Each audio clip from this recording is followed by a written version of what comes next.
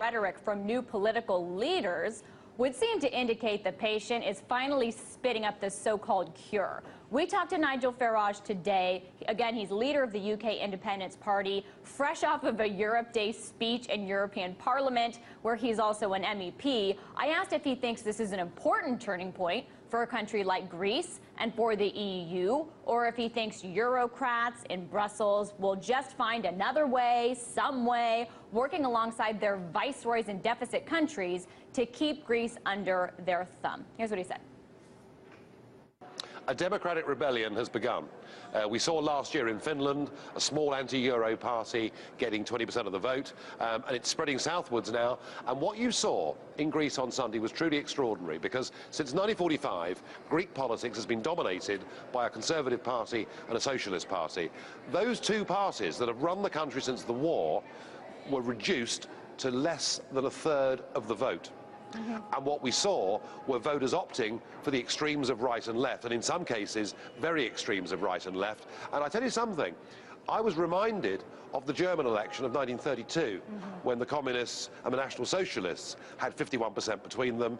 Now, there is no prospect of a government being formed in Greece. There will be another election in June, and my money says that the more extreme parties will do even better second time round. So it doesn't matter what Angela Merkel says. It doesn't matter what the Commission say.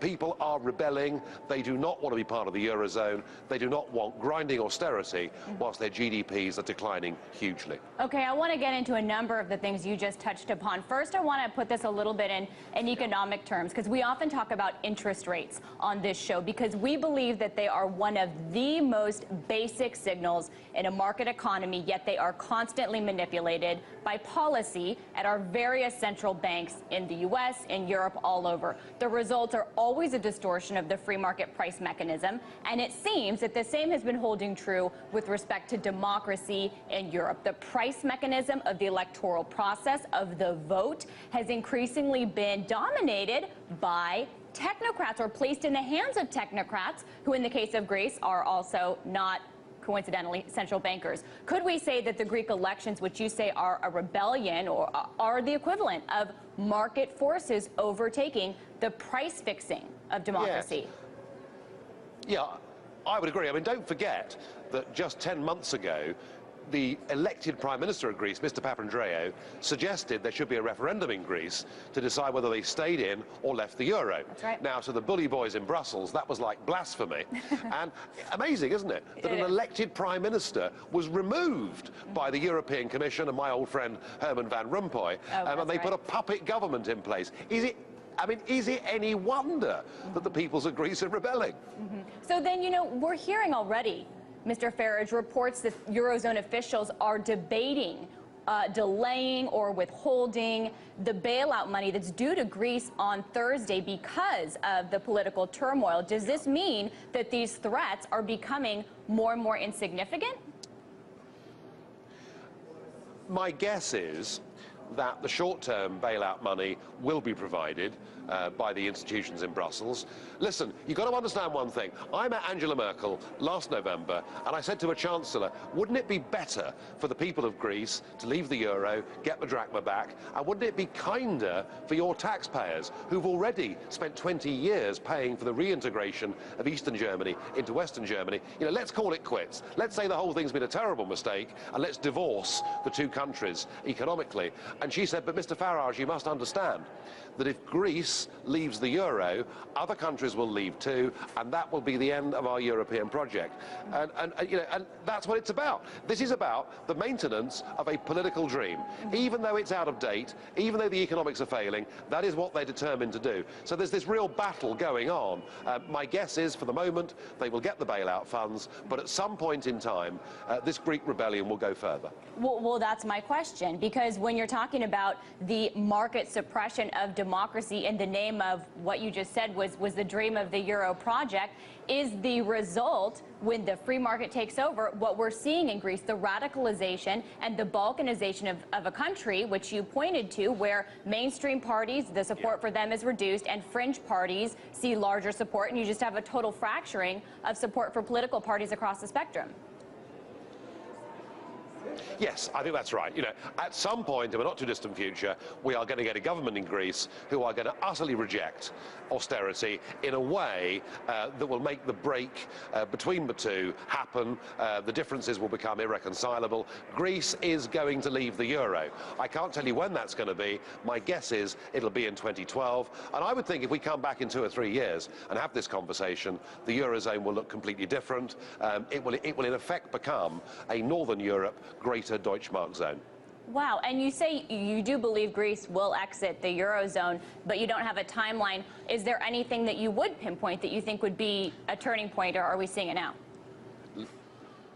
Listen, if I had a timeline on when Greece leaves the euro, I wouldn't be talking to you. I'd be down at the local bookmakers putting my money on. You know, you can never predict when these things are going to happen. I mean, you know, sorry, trouble with the earpiece.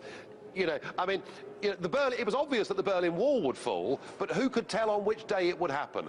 This Eurozone project is a total and utter disaster. It is coming to an end. I know it's coming to an end. I was on my own saying that in this Parliament 4 or 5 years ago. I tell you what, there aren't so many people laughing at me now. And you know, I do want to get to the rising support you've seen within the UK too, but first, you mentioned the Berlin Wall. Earlier, you talked about German elections in 1932. Yeah. You compared these Greek elections to those. Now, of course, in German elections in 1932, the Nazi Party, that was the first time that they gained the largest amount. They became the largest party in Parliament. In your speech today, you said in the European Parliament, you also said that in this interview, that we could see the rebirth of National Socialism in Europe now.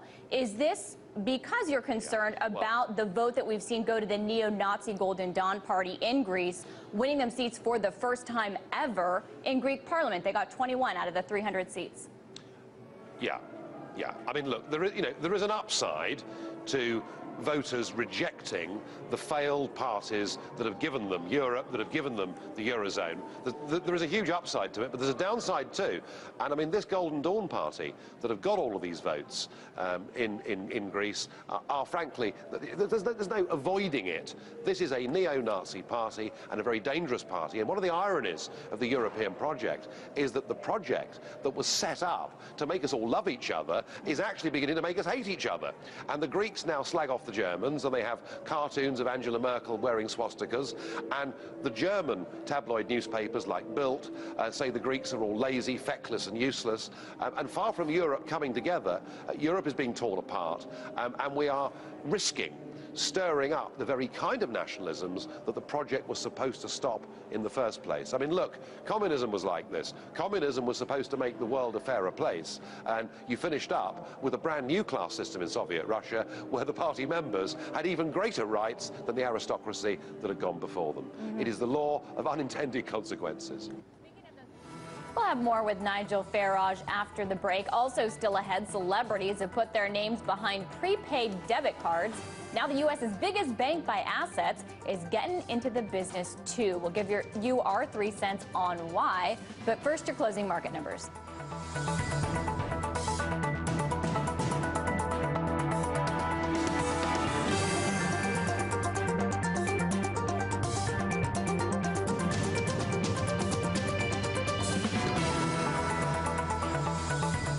Drives the world. The fear-mongering used by politicians. Who makes decisions? Considerable breakthrough has already been made. Who can you trust? No one who is imbued with a global missionary zeal. Where are we heading? State-controlled capitalism is called fascism. When nobody dares to ask, we do.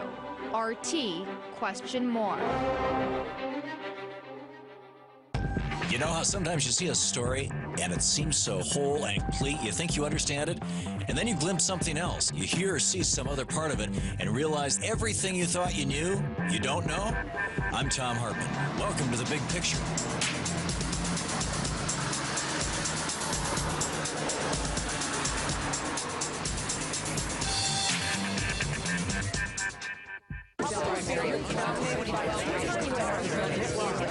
Welcome to the Alona Show, where you'll get the real headlines with none of the mercy. The problem with the mainstream media today is that they're completely disconnected from the viewers and from what actually matters to those viewers. And so that's why young people just don't watch TV anymore. If they want news they go online and read it. But we're trying to take those stories that people actually care about and transfer them back to TV.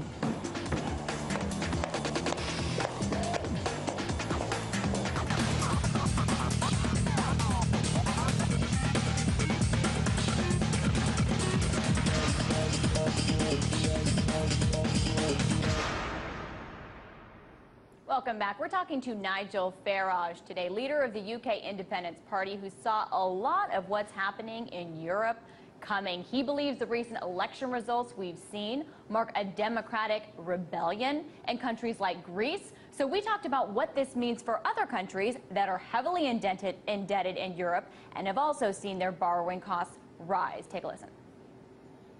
Spain and Italy and countries that have seen their borrowing costs rise. Do you think that we'll see them put more of their vote behind parties that are anti-austerity, that are opposed to Eurozone solutions?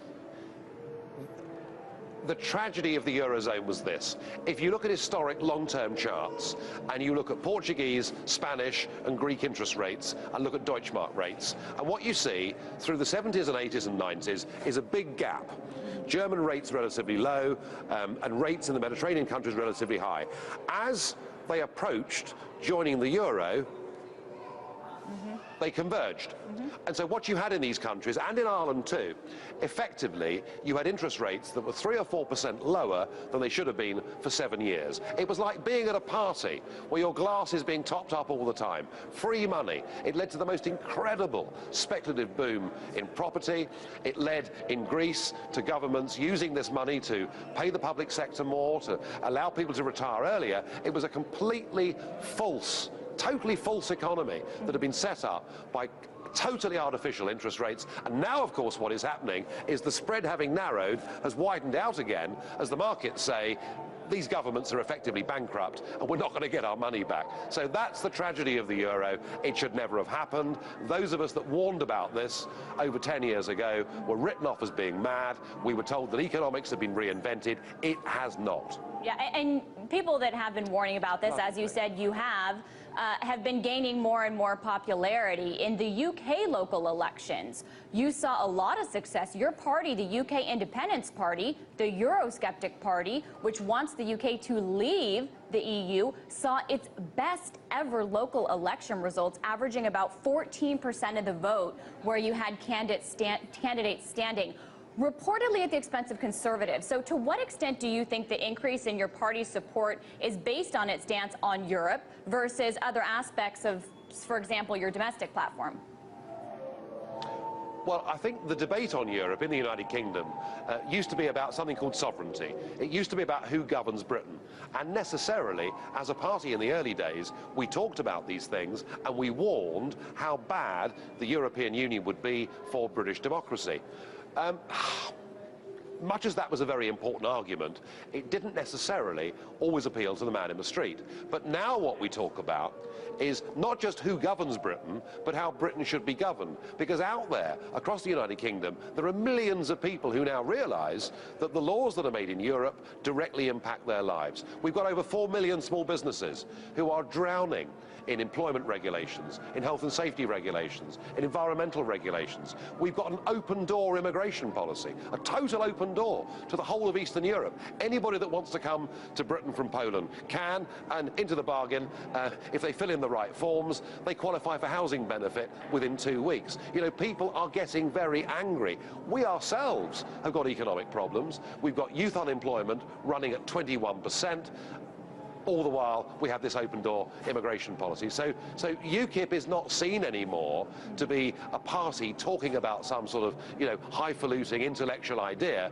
We're a party addressing the everyday concerns of ordinary people, and we're a party now offering solutions. We're not just saying, Europe's awful, send a protest. We're now saying, vote for UKIP, because we're putting together a plan of how an independent Britain could and should be run.